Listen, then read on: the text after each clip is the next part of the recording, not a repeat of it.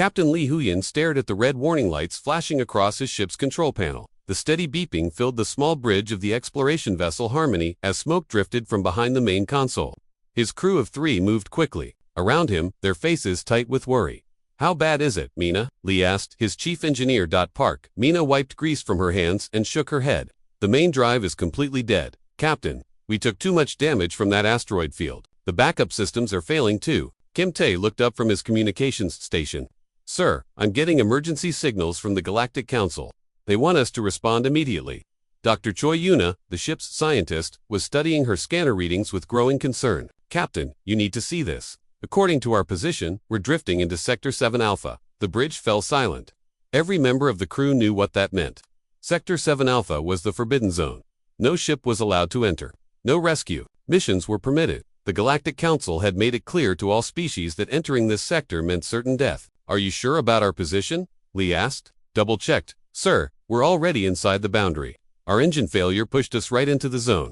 Kim Tae's communication system crackled to life. A harsh voice filled the bridge. "Human vessel, Harmony, this is Council Command. You are ordered to evacuate Sector 7 Alpha immediately. Repeat, you must leave this sector now." Li picked up the communication device. "Council Command, this is Captain Li Huan. We have suffered critical engine damage. Our ship cannot move under its own power. Captain Li, you do not understand. That sector contains the Vorthok. They are the most dangerous predators in the galaxy. They have destroyed 13 different species. You must find a way to leave. Now, we're trying, but our engines are dead. We need time to repair them." "Captain, there is no time. The Vorthok hunt anything that enters their territory. They show no mercy. They cannot be reasoned with. You have perhaps hours before they find you." The communication ended with a sharp click. Li looked at his crew. All 3 were watching him, waiting for orders. "Tell me about these Vorthok," Li said to Dr. Choi. She pulled up files on her computer. "They're massive creatures, sir, about 3 times the size of a human. They have thick crystalline shells that can stop plasma weapons. They hunt in packs and use advanced tactics. Every species that has encountered them has been wiped out." "What do they look like?" "6-legged, with long claws and sharp teeth. They communicate through sound vibrations. Their shells can change color. Most witnesses describe them as living nightmares." Park Mina was already gathering her tools. "Captain, I need at least 6 hours to get the engines working again. Maybe more." "We don't have 6 hours," Kim Tae said. "If the council is right, they'll find us long before then." Li walked to the main viewing window. Outside, the stars looked peaceful. It was hard to believe they were in the most dangerous place in the galaxy. "How many ships have been lost in this sector?" "Over the past 200 years, 47 vessels have entered Sector 7 Alpha," Dr. Choi read from her files. "None have ever returned. No distress signals, no survivors, nothing. And the council just leaves this sector alone. They tried to clear it out once, sir, sent a full battle fleet, 23 ships. The Vorthok destroyed them all in less than a day." Li nodded slowly. "Mina, start working on those engines. Do whatever you can to get us moving. Kim, monitor all frequencies. Let me know if you detect anything unusual. Dr. Choi, I want you to study everything we know about the Vorthok. Look for weaknesses." Sir Kim Tae said quietly. "Shouldn't we be trying to send a distress signal? Maybe someone will risk a rescue mission. The council made it clear that no one is coming for us. We're on our own here." Dr. Choi was studying her readings more carefully. "Captain, I'm detecting movement on the long-range sensors. Something large, about 10 kilometers away." "How large?" "Ship-sized, sir. Maybe bigger." Li felt his heart rate increase. "Is it moving toward us?" "Yes, sir, very slowly. It's taking a strange path, almost like it's circling us." Park Mina looked up from her repair work. "Captain, if something is coming, we need to decide what to do. Our weapons are still working, but according to these files, plasma weapons don't work against Vorthok shells. How long until it reaches us?" "At current speed, maybe 2 hours, Dr. Choi said." Li thought for a moment. Every instinct told him to run, but they couldn't run. They were trapped here with the most dangerous predators in the galaxy approaching their ship. "Sir," Kim Tae said, "I'm picking up strange sounds on the radio. Low-frequency vibrations. Is it the Vorthok?" "I think so, sir. It matches the communication patterns in our files." Dr. Choi was studying the movement patterns on her screen. "Captain, this is odd. The creature isn't moving like a predator hunting prey. It's moving like it's being careful, almost like it's trying not to scare us." "What do you mean? Look at this path. If it wanted to attack us, it would come straight at us. Instead, it's taking a wide circle, keeping its distance." Li studied the display. She was right. The movement pattern was strange for a predator. "Maybe it's planning something," Park Mina suggested. "These things are supposed to be intelligent." "Or maybe," Dr. Choi said slowly, "it's curious about us. Curious, Kim Tae looked up from his station. These things kill everything they meet. But what if they kill because other species attack them first? Dr. Choi was thinking out loud. What if they're just defending themselves? Lee considered this. You're saying the Vorthok might not be evil. I'm saying we don't know, sir. All we have are reports from ships that were destroyed. We don't know what those ships were doing when they were attacked. The bridge fell quiet again. Outside, the stars continued their eternal dance, unaware of the drama playing out in the small human ship. Captain, Kim Tae said softly, the vibrations are getting stronger. I think there's more than one of them now. Dr. Choi checked her sensors. Confirmed, sir. I'm reading at least 3 large objects now. They're all keeping their distance, but they're definitely surrounding us. Lee made a decision that would change everything. We wait, sir. Park Mina looked confused. We wait and see what they do. If they wanted to destroy us, they could have done it already. Let's see what they want. Captain, that's incredibly risky, Kim Tae said. Everything we do from this point is risky. But Dr. Choi is right. There's something strange about their behavior. Maybe it's time someone tried to understand the Vorthok instead of just fearing them. As if responding to his words, the vibrations on the radio changed. They became more rhythmic, almost like a pattern. Captain, Kim Tae said with excitement, I think they're trying to communicate with us. The rhythmic vibrations continued to flow through the ship's communication system. Kim Tae adjusted his equipment, trying to make sense of the strange sounds coming from the Vorthok vessels surrounding them. It's definitely a pattern, he told Captain Lee. The sounds repeat every 30 seconds, but with small changes each time. Dr. Choi was studying her sensor readings with growing excitement. Captain, they've stopped moving. All 3 objects are holding position exactly 2 kilometers away from us. They're not getting closer. That's good news, right? Park Mina asked from under the engine console where she was still working on repairs. I think so, Lee said. If they wanted to attack, they would have done it by now. The vibrations suddenly changed. They became deeper, more complex. Kim Tae worked frantically at his controls, trying to isolate the different sound frequencies. Captain, I think I can respond to them, he said. Our communication system can produce similar low-frequency sounds.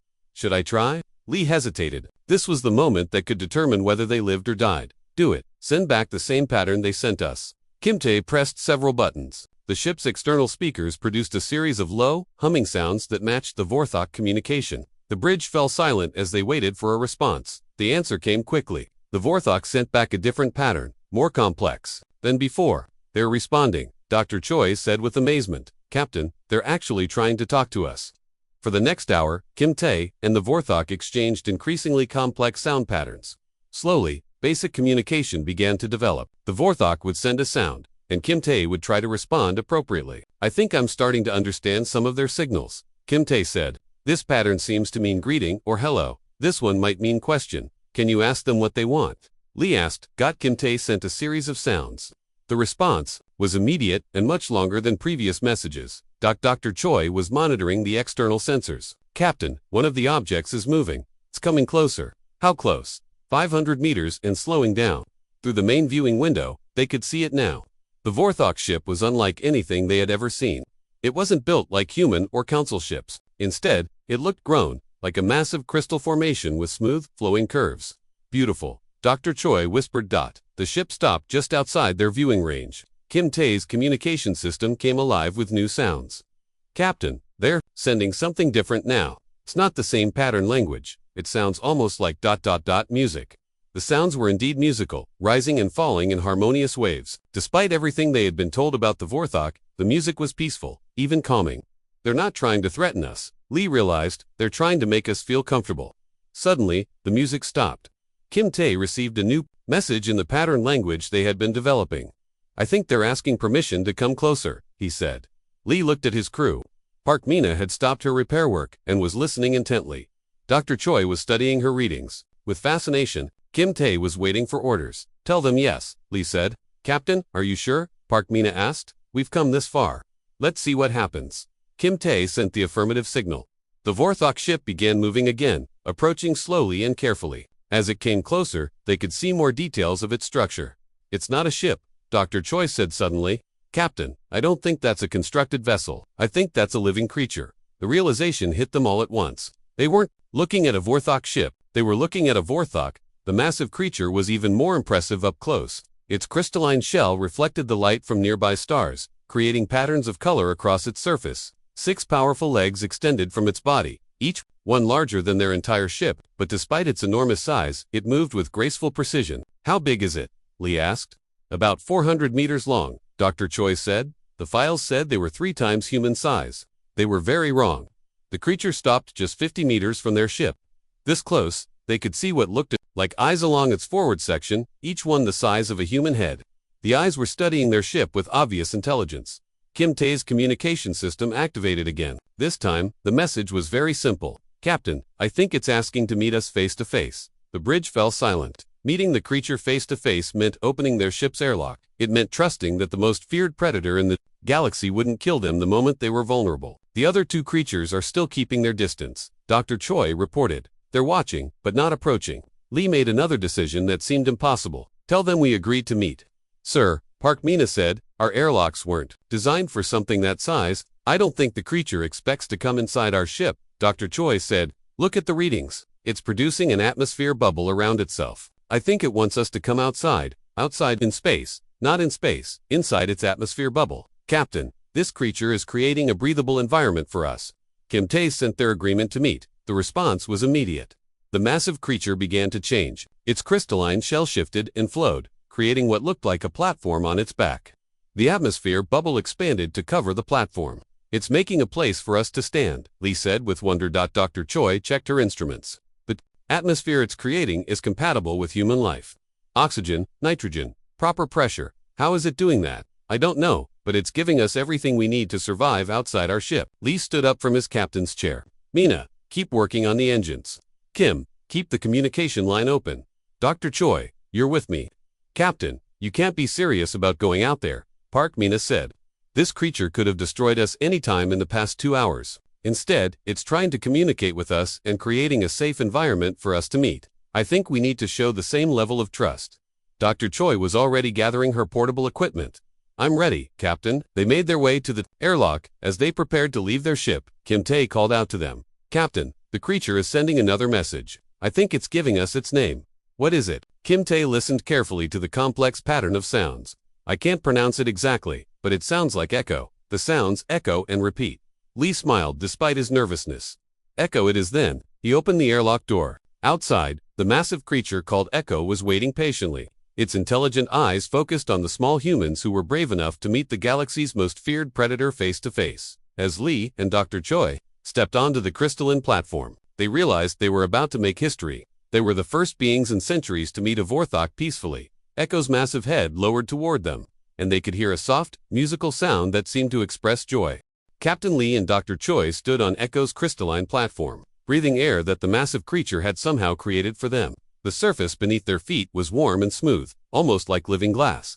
Echo's enormous head was positioned just meters away, watching them with eyes that sparkled with intelligence. This is incredible, Dr. Choi whispered, checking her instruments. The atmosphere is perfect. Temperature, pressure, oxygen levels, everything is exactly what we need. Echo made a series of musical sounds. Through their communication devices, they could hear Kim Tae translating from back on the ship. Captain, Echo is saying something, like welcome or safe place. I think it's trying to make you comfortable. Lee looked up at the creature's massive eyes. Thank you, Echo. We appreciate your kindness. The creature's shell shifted colors, moving from deep blue to warm gold. Dr. Choi was recording everything with her equipment. Captain, look at this, she said, studying her readings. Echo's shell isn't just armor, it's a complex biological system. The color changes appear to be emotional responses. Echo began to make new sounds, longer and more complex than before. Kim Tae worked to translate. Captain, this is amazing. Echo is telling us about its people. The Vorthok aren't just predators. They're a civilization. They have families, culture, art. As if to prove this point, Echo gestured with one of its massive limbs toward the other 2 creatures, still maintaining their distance. The gesture was clearly meaningful, introducing family or friends.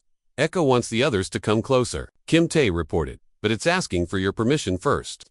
Lee nodded. Tell Echo that we would be honored to meet the others. Echo's colors shifted to bright, happy hues. It called out in a series of deep, resonant tones. The other 2 creatures began to approach, moving with the same careful grace as Echo. As they came closer, Dr. Choi could see the differences between them. One was smaller than Echo, with a shell that shimmered with silver patterns. The other was larger, with deep purple coloring. Each one is unique, she observed. Just like humans have different appearances, so do the Vorthok. Echo made introductory sounds for each of the approaching creatures. Kim Tae did his best to translate. The smaller one's name sounds like whisper. The large one is something like thunder. When all three creatures were close together, they began what could only be described as a conversation. The musical tones they exchanged were rich and complex, clearly a sophisticated language. Captain, Dr. Choi said, studying her readings, I'm detecting something unusual. These creatures are sharing information directly through their shells. They're not just talking, they're sharing thoughts and feelings. You mean they're telepathic? Not exactly. More like they can share experiences through touch and sound vibrations. It's a form of communication far more advanced than anything we've seen. Echo turned its attention back to the humans and began what seemed like a long explanation. Kim Tae worked hard to translate the complex message. Captain, this is incredible. Echo is telling us the real story of the Vorthok. They're not the aggressors everyone thinks they are. What do you mean? According to Echo, the Vorthok have been trapped in this sector for over 300 years. Every time they try to leave, other species attack them on sight. They've only fought back to defend themselves. Dr. Choi was studying the data on her instruments. That would explain why no ships return from this sector. The Vorthok destroy them, but only because those ships attack first. Lee felt a chill as he realized the implications. You're saying the galaxy has been wrong about the Vorthok all this time. That's exactly what I'm saying, Captain. The Vorthok aren't monsters, they're prisoners. Echo seemed to sense their understanding. Its shell colors shifted to what looked like sadness, deep blues and grays. It made a series of mournful sounds. Echo is saying that the Vorthok are lonely. Kim Tae translated, they haven't had friendly contact with anyone for centuries. They've been hoping that someday, someone would try to understand them instead of just attacking. Thunder, the largest of the three creatures, moved closer to their ship. Dr. Choi watched in amazement as it began to examine the damaged engines with obvious interest. Captain, I think Thunder wants to help repair our ship. How? Could it help? Our technology is completely different from theirs. Maybe not as different as we think. Look at how they create atmosphere and control energy. They might understand our engines better than we do. Back on the ship, Park Mina was watching through the viewing window. She activated her communication device. Captain, that big creature is doing something to our engines. I'm seeing energy readings I've never seen before. Is it dangerous? I don't think so. It looks like it's trying to understand how our systems work. Echo made a series of sounds that Kim Tae translated as a request. Captain, Echo is asking if Thunder can work with our engineer to fix the ship. It says the Vorthok are very good with energy systems. Lee looked at Dr. Choi. What do you think? Captain, we're already taking incredible risks, but if they wanted to hurt us, they could have done it already. I say we let them help. Lee activated his communication device. Mina, Thunder wants to help you repair the engines. Are you willing to work with it? There was a pause before Park Mina answered. If you trust them, Captain, then I trust them too. But how am I supposed to communicate with something that size? We'll figure it out, Lee said. Echo's shell shifted. Two bright, happy colors. It called out to Thunder, who responded with what sounded like excitement. The massive creature began to position itself near the ship's engine section. Captain, Dr. Choi said, I think we're about to witness something remarkable. The first cooperative effort between humans and Vorthok. Over the next several hours, Park Mina and Thunder worked together in ways that seemed impossible. Thunder would touch the ship's hull and somehow sense the energy patterns inside. It would then make suggestions through sound vibrations that Kim Tae translated. Thunder says the energy flow is blocked in Section 7, Kim Tae reported. It suggests rerouting power through the backup systems. Park Mina followed the suggestion and was amazed when it worked perfectly. This creature understands our technology better than I do, she said with wonder. Meanwhile, Echo was sharing stories with Lee and Dr. Choi. Through Kim Tae's translation, they learned about Vorthok culture, their art, their history, and their dreams of exploring the galaxy peacefully. Echo says the Vorthok have been watching other species for centuries, Kim Tae reported. They've been particularly interested in humans because humans seem curious about everything. Most other species run away immediately, but humans ask questions. Dr. Choi was recording everything. Captain, this is the most important discovery in galactic history. We need to share this information with the Council. Will they believe us? Lee asked. They'll have to. We have proof that the Vorthok are peaceful, intelligent beings who have been wrongly accused for centuries. As the day progressed, the cooperation between humans and Vorthok grew stronger. Whispers showed them how Vorthok art worked, creating beautiful light patterns with their shells. Thunder and Park Mina successfully repaired the ship's engines. Echo shared knowledge about energy manipulation that could revolutionize human technology. Captain Park Mina called from the ship. The engines are not just repaired, they're better than before. Thunder showed me how to improve the energy efficiency by 30%. Lee smiled as he watched his crew and the Vorthok working together. Kim, send a message to the Galactic Council. Tell them we've made peaceful contact with the Vorthok and that we need to talk immediately. Yes, sir. What should I tell them? About the Vorthok, tell them the truth. The Vorthok aren't the monsters everyone thinks they are. They're friends. The emergency meeting of the Galactic Council was unlike anything in the organization's 500-year history. Representatives from dozens of species filled the Great Chamber, their voices creating a chaos of fear and disbelief. Fleet Admiral Kong Su stood at the center of the room, reading the report from Captain Lee's ship for the third time. The information seemed impossible to believe. The human captain claims to have made peaceful contact with the Vorthok. Admiral Kang announced to the assembled delegates. He says they are not hostile and requests immediate diplomatic talks. The reaction was immediate and explosive. Delegates shouted in dozens of languages, their translators working overtime to keep up with the flood of panicked responses. Impossible, shouted the Zelton representative. The Vorthok destroyed our colony ships 200 years ago. They wiped out our exploration fleet, added the Moradin delegate. Hundreds of lives lost. Council Chairman Vex, a tall, thin being with pale blue skin, called for order. Admiral Kong, what is your assessment of this situation? Admiral Kong had served in the Council military for 40 years. He had seen many strange things, but this was beyond his experience. Chairman, the humans have either been deceived, mind, or have lost their sanity. The Vorthok are the most dangerous predators in known space. Peaceful contact is impossible. Then why haven't they been destroyed yet? Asked the human representative, Ambassador Songmin. Captain Lee's ship has been in Sector 7 Alpha for over 18 hours. According to our records, no ship has survived more than 6 hours in that sector. The chamber fell silent as the delegates considered this point. Perhaps the Vorthok are playing with them, suggested the Alaxian delegate. Like predators toying with prey before the kill. Or perhaps, Ambassador Song said carefully, Captain Lee is telling the truth. The suggestion caused another outbreak of shouting and arguments. Chairman Vex called for order again. Admiral Kang, what are your orders regarding the human ship? Admiral Kang had been dreading this moment. Sir, Council Protocol 727 Alpha is clear. Any ship that makes contact with the Vorthok must be destroyed immediately to prevent contamination or mind control from spreading. You're talking about destroying a human ship with 4 crew members aboard, Ambassador Song protested. I'm talking about protecting the galaxy from the most dangerous threat we've ever faced. Admiral Kang replied, if the Vorthok have found a way to control human minds, they could use humans to spread throughout the galaxy. Meanwhile, in Sector 7 Alpha, Captain Lee was unaware of the debate raging in the council chambers. He was too busy marveling at the cooperation between his crew and the Vorthok. Park, Mina and Thunder had not only repaired the ship's engines, but had improved them beyond anything human engineers had achieved. The energy efficiency improvements were remarkable, Captain, Park Mina called from the engine room. You need to see this. Thunder has shown me how to create stable energy fields that could revolutionize space travel. Dr. Choi was equally excited about her discoveries. Captain, the Vorthok have been studying other species for centuries without anyone knowing. They have detailed knowledge about galactic civilizations that could help prevent conflicts.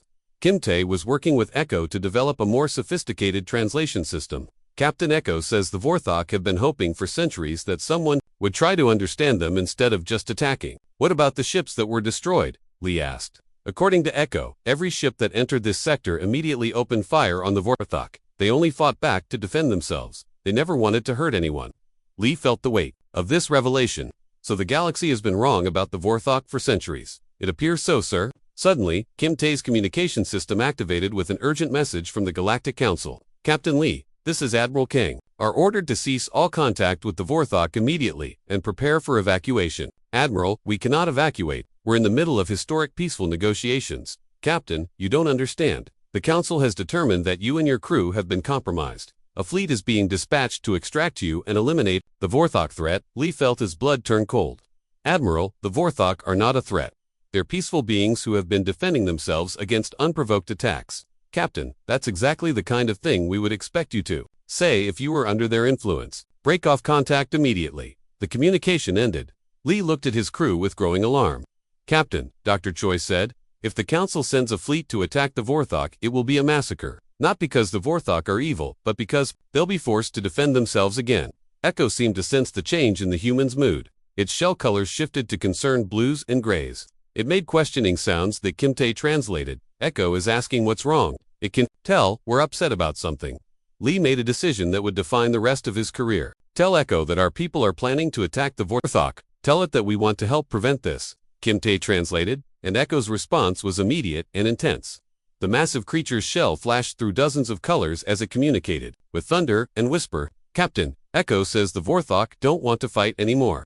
They're tired of being feared and hated, but they won't let themselves be destroyed without defending themselves. How long do we have before the Council fleet arrives? Dr. Choi checked her instruments. Based on standard Council response times, probably 12 hours. That's not enough. Time to convince them that the Vorthok are peaceful, Park Mina said. Then we need to find another way, Lee said. Echo made a series of sounds that seemed almost like a proposal. Kim Tae worked to translate the complex message. Captain, Echo is suggesting something incredible. It says the Vorthok could help us prove their peaceful nature. They could work with us to show the Council fleet that cooperation is possible. How Echo says the Vorthok have technologies that could help defend against the Council attack without causing harm. They could disable the Council ships without destroying them. Dr. Choi was studying her readings with amazement. Captain, if the Vorthok can do what Echo is suggesting, we could prevent a battle entirely. But would the Council believe us after? Seeing their ships disabled, they'd have to. We'd have proof that the Vorthok could destroy the fleet but chose not to. Lee looked at his crew and then at the three massive creatures who had shown them nothing but kindness and intelligence. Echo, he said, we accept your offer. We'll work together to show the galaxy that humans and Vorthok can be friends. Echo's shell blazed with bright happy colors. Thunder and Whisper added their own colorful displays. For the first time in centuries, the Vorthok had allies who were willing to stand with them. Captain, Kim Tae said, Echo says, the Vorthok have been waiting for this moment for 300 years. They're ready to prove to the galaxy that they're not monsters. As the human crew and the Vorthok began planning their defense against the approaching Council fleet, Lee realized they were about to attempt something that had never been done before. A peaceful resolution to the galaxy's greatest fear. The next 12 hours would determine whether humans and Vorthok could change the galaxy's understanding of what was possible when different species chose cooperation over conflict.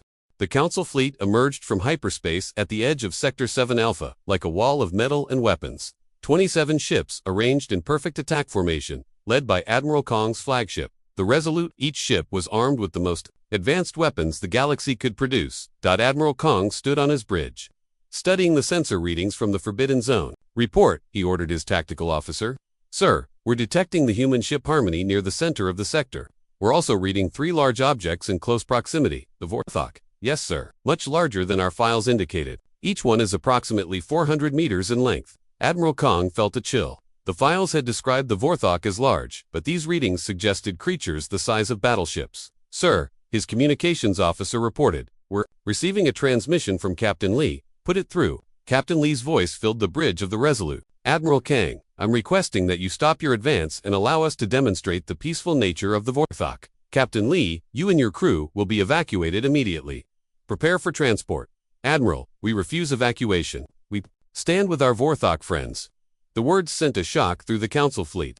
The humans were actually claiming friendship with the galaxy's most feared predators. Captain, you are clearly under some form of alien influence.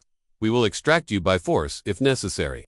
Admiral, the only influence we're under is the influence of truth. The Vorthok are not the monsters you think they are. Admiral Kong ended the communication and turned to his tactical officer. Begin the attack. Target the Vorthok first, then extract the human crew. Sir, what if the humans refuse to be extracted? Admiral Kong paused. He had served with human crews before. They were stubborn, brave, and loyal to their friends. If they truly believed the Vorthok were their friends, they would fight to defend them. We'll deal with that problem when we come to it. Begin the attack. The Council fleet moved forward in attack formation. Their weapons charged and locked onto the 3 massive Vorthok creatures. Aboard the Harmony, Captain Lee watched the approaching fleet with a mixture of fear and determination. Echo, Thunder, and Whisper had positioned themselves around the human ship in what could only be described as a protective formation. Captain, Kim Tae reported, Echo says the Vorthok are ready. They'll demonstrate their defensive capabilities without harming the Council crews. How are they going to do that? Dr. Choi was monitoring the energy readings from the 3 creatures. Captain, the Vorthok are generating some kind of field around us. I've never seen energy patterns like this. Is it dangerous? I don't think so. The readings suggest they're creating a defensive barrier. The first Council ships opened fire. Plasma beams and missile volleys streaked across space toward the Vorthok and the human ship. What happened next amazed everyone who witnessed it. The weapons simply stopped. Not deflected, not absorbed. They stopped in midspace as if they had hit an invisible wall. What just happened? Admiral Kong demanded. Sir, our weapons appear to have been neutralized. All projectiles and energy beams have been halted approximately 1 kilometer from the targets. How is that possible? Unknown. Sir, we're detecting massive energy fields around the Vorthok, but nothing in our database explains how they're stopping our weapons. The 3 Vorthok creatures began to move. Instead of charging toward the Council fleet like predators, they moved in a coordinated pattern that was almost like a dance. Their crystalline shells flashed with brilliant colors that created patterns. Across space, they're beautiful, whispered the sensor operator on the Resolute. Admiral Kang stared at the display in amazement. The creatures weren't acting like predators at all. They were performing what looked like an elaborate greeting ritual. Sir, the communications officer reported, we're receiving signals from the Vorthok. They appear to be attempting communication. Can we understand them? No, sir, but the human ship is translating. Kim Tae's voice came through the fleet communications. Admiral Kang, Echo wishes to speak with you directly. It says the Vorthok have no desire to harm your crews. They only want to show you that they're peaceful. This is impossible, Admiral Kang muttered. Sir, his tactical officer said, our weapons are still not. The Vorthok have somehow disabled our entire arsenal without damaging our ships. Admiral Kang realized the implications. If the Vorthok had wanted to destroy the Council fleet, they could have done it easily. Instead, they had simply prevented the attack without causing any harm. Captain Lee, Admiral Kang said over the communications. What do the Vorthok want? They want what they've always wanted, Admiral. To be left in peace. They want to explore the galaxy without being attacked. On site, they want to share their knowledge and learn from other species. Thunder, the largest of the three Vorthok, began to approach the Council fleet. Ships throughout the formation prepared for attack, but their weapons remained useless. Sir, the large creature is approaching our position, the sensor operator reported. Distance, 2 kilometers and closing slowly. Admiral Kang watched as the massive creature moved with careful precision. It wasn't approaching like a predator stalking prey. It was approaching like a diplomat requesting an audience. Admiral Kim Tae's voice came through the communications again. Thunder is asking permission to demonstrate Vorthok technology. It wants to show you what they can offer the galaxy in friendship. What kind of demonstration? Thunder wants to repair the damage to your ship's weapon systems. It wants to show you that the Vorthok can help instead of harm. Admiral Kang looked around his bridge. His crew was watching him with expressions of amazement and uncertainty. Sir, his chief engineer reported, we're detecting energy patterns. Around our ship, something is happening to our systems. What kind of something? Our weapon systems are coming back online, but they're operating at higher efficiency than before. Our engines are also showing improved performance. Admiral Kang checked his readings. Every system on his ship was functioning better than it had in years. Sir, the same thing is happening throughout the fleet. All ships are reporting improved system performance. The Admiral realized what was happening. The Vorthok weren't just releasing their weapons from the energy field. They were actually improving the Council ship's capabilities. Admiral Kang, Captain Lee's voice came through the communications. Do you understand now? The Vorthok could have destroyed your entire fleet, but instead, they're helping you. They're showing you what friendship with them could mean. Admiral Kang stood in silence for several minutes, processing what he had witnessed. Finally, he activated his communications. Captain Lee, request permission to speak directly with the Vorthok leaders. Permission granted. Admiral Echo is ready to talk. For the next hour, Admiral Kang spoke with Echo through Kim Tae's translation. He learned about centuries of misunderstanding, about defensive battles that had been mistaken for aggression, and about a species that had been longing for peaceful contact with the galaxy. Echo says the Vorthok had been studying other species. For centuries, Kim Tae translated, they've been hoping that someday, someone would approach them with curiosity instead of fear. And humans were the first to do that. Yes, Admiral, humans were the first species brave enough to try to understand them instead of just attacking. Admiral Kang thought about this. It was very human behavior, approaching the unknown with curiosity rather than fear. Echo wants to know if you'll carry a message back to the Galactic Council. Kim Tae continued. The Vorthok want to offer their friendship and knowledge to all species who are willing to accept it. Admiral Kang looked at his fleet, now operating at peak efficiency thanks to Vorthok technology. He thought about the demonstration of restraint and kindness he had witnessed. Tell Echo that I will carry their message to the Council, and tell them that Admiral Kang of the Galactic Fleet is honored to meet them. The space around the three Vorthok creatures exploded with brilliant colors as they expressed their joy. At the first friendly contact with a Council representative, Admiral Captain Lee said, I think we've just witnessed the beginning of a new era for the galaxy. Admiral Kang nodded as he watched the light show created by the happy Vorthok captain. I think you might be right.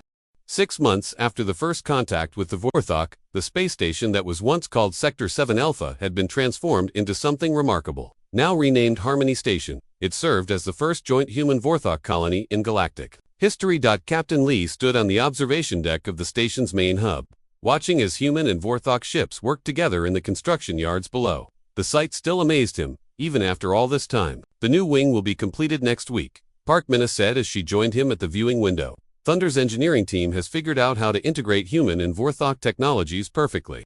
How many species have requested to visit the station this month? Lee asked. 17, Dr. Choi said, approaching with her latest reports. And 3 more species have formally applied to establish research facilities here. Kim Tae arrived with a communication pad in his hands. Captain, we just received a message from the Galactic Council. They're officially recognizing Harmony Station as an independent diplomatic zone. Lee smiled. The journey from that first desperate encounter to this moment had been incredible. But not without challenges. The Galactic Council had initially been skeptical of Admiral Kong's report. Many species still feared the Vorthok, despite the evidence of their peaceful nature. It had taken months of careful diplomacy and numerous demonstrations before the galaxy began to accept the truth. Echo approached the observation deck, moving with the graceful precision that Lee had come to associate with his Vorthok friend. The massive creature had learned to modify its size when visiting the human sections of the station, creating a smaller avatar body that was only twice human height. Echo says the Zeltans have agreed to the cultural exchange program. Kim Tae, translated as Echo, communicated through their now sophisticated translation system. That's wonderful news, Lee said. The Zeltans were one of the species most afraid of the Vorthok. Echo's response showed colors of satisfaction and hope. Echo says it's because the Zeltans finally understand that fear comes from not knowing. Once they learned about Vorthok culture, the fear disappeared. Dr. Choi was reviewing her latest research data. Captain, the advances we've made in the past 6 months are extraordinary. Vorthok energy manipulation combined with human engineering has produced technologies that neither species could have developed alone. What's the latest breakthrough? Faster than light communication. Thunder and our engineering team have created a communication system that can send messages across the galaxy instantly. That will change everything, Park Mina said. No more waiting weeks for messages to travel between star systems. Kim Tae received another communication. Captain, Admiral Kang is requesting permission to dock. He's bringing a delegation from 5 different species. Approved. Have them meet us in Conference Hall 7. As they made their way through the station, Lee marveled at how much had changed. Humans and Vorthok worked side by side in every section. The corridors were filled with beings from dozens of different species, all coming to learn about the unprecedented cooperation between former enemies. Admiral Kong was waiting in the conference hall with representatives from the Moradans, Alaxians, Zeltans, Brixians, and Colonians. All 5 species had previously considered the Vorthok to be their greatest threat. Captain Lee, Admiral Kong said, I'd like you to meet the new Interspecies Cooperation Committee. They're here to discuss expanding the Harmony Station model. 2 other regions of the galaxy. The Moradan representative, a tall being with silver skin, spoke first. Captain Lee, our species lost many ships to the Vorthok over the centuries. We came here expecting to demand justice. Instead, we found friends who had been defending themselves from our attacks. The Vorthok have offered to help us rebuild the ships we lost, added the Alaxian delegate. They want to turn their defensive victories into cooperative projects. Echo entered the conference hall, accompanied by Thunder and Whisper. The 3 Vorthok had become the unofficial ambassadors for their species. Echo wants to address the committee directly. Kim Tae translated. The message that followed was lengthy and complex, but Kim Tae translated it with the skill he had developed over months of practice. Echo says the Vorthok have learned much from their friendship with humans. They've learned that fear between species comes from misunderstanding, and that misunderstanding can be overcome through patience and open communication. Thunder wants to share Vorthok technology with all species willing to work in friendship, Kim Tae continued. Whisper offers to teach Vorthok art forms to anyone interested in learning. The Brixian representative, a small fur-covered being, spoke hesitantly. The Vorthok destroyed our research stations 200 years ago. How do we know this isn't some kind of trap? Echo's response was gentle but firm. Echo says the Vorthok destroyed your research stations because those stations were equipped with weapons designed specifically to kill. Vorthok, your species never attempted communication, they came armed for war. But Echo also says that the past is the past. Kim Tae added, the Vorthok want to help rebuild what was lost and create something better together. Dr. Choi presented her research to the committee. The evidence is clear. In every case where the Vorthok destroyed ships or stations, those ships had attacked. First, the Vorthok have never initiated aggression against any species. What about the stories of Vorthok hunting parties? Asked the Colonian delegate. Those weren't hunting parties, Park Mina explained. Those were rescue missions. The Vorthok were trying to save survivors from ship battles, but other species saw their approach as an attack and fled. Admiral Kong stood to address the committee. I've seen the evidence firsthand. The Vorthok could have destroyed my entire fleet, but instead they improved our ship's performance and sent us home safely. They've proven their peaceful intentions beyond any doubt. The committee spent the next several hours touring Harmony Station. They saw humans and Vorthok working together in laboratories, engineering bays, and cultural centers. They witnessed the remarkable technologies that had emerged from cooperation between the two species. At the end of the tour, the committee gathered again to make their decision. The Interspecies Cooperation Committee votes unanimously to establish similar stations throughout the galaxy. The Moradin representative announced, "We propose to create a network of cooperation zones where any species can come to learn and work together." Echo's shell blazed with brilliant colors of joy and satisfaction. Thunder and Whisper added their own colorful celebrations. Echo says this is what the Vorthok have dreamed of for centuries. Kim Tae translated, "Not just acceptance, but active cooperation with other species." Captain Lee felt a deep sense of satisfaction as he watched the celebration around him. Kim asked Echo what the Vorthok want to call this new alliance. Echo's response was immediate and filled with emotion. Echo says they want to call it the Friendship Galaxy. Kim Tae translated, "A place where species meet with curiosity instead of fear, where differences are celebrated instead of fought over." Dr. Choi was already working on her reports. "Captain, this is going to be the most important development in galactic history. We're not just ending centuries of conflict, we're beginning a new era of cooperation." Park Mina was studying the technical specifications for the new stations. With Vorthok energy technology and human engineering, we can build cooperation stations that are completely self-sufficient. Each one could support dozens of different species. Admiral Kong addressed the group. "The Galactic Council has authorized me to begin construction of 5 new cooperation stations immediately. Each one will be based on the Harmony Station model." As the meeting concluded, Lee found himself standing once again at the observation window, watching human and Vorthok ships working together in space. Echo joined him, its colors showing contentment and hope. "You know, Echo," Lee said, 6 months ago, everyone in the galaxy thought the Vorthok were the most dangerous predators that ever existed." Echo's response, translated by Kim Tae, was filled with gentle humor. Echo says the most dangerous predator in the galaxy is actually ignorance, but ignorance can be defeated by friendship and understanding. Lee smiled as he watched more ships arriving at Harmony Station. Representatives from dozens of species were coming to learn about cooperation instead of conflict. "Captain," Dr. Choi said, joining them at the window, "I've been thinking about what we've accomplished here. We didn't just make first contact. With the Vorthok, we proved that any two species can become friends if they're willing to try. And humans," Park Mina added, "turned out to be exactly what the galaxy needed. We're not the strongest species, or the smartest, or the most advanced, but we're the ones who ask questions instead of shooting first." Kim Tae looked up from his communication station. "Captain, we're receiving requests from 12 more species who want to establish diplomatic relations with the Vorthok. The news is spreading faster than we expected." Thunder approached their group, moving with excitement that was visible in the rapid color changes across its shell. Thunder says there are Vorthok communities throughout the galaxy who have been hiding for centuries, Kim Tae translated. "They're finally ready to reveal themselves because they know it's safe now." Lee felt amazed by this revelation. "There are more Vorthok out there." Echo says yes. Small groups scattered across dozens of sectors, all hiding because they were afraid of being attacked. But now they want to come home. Dr. Choi was already planning new research projects.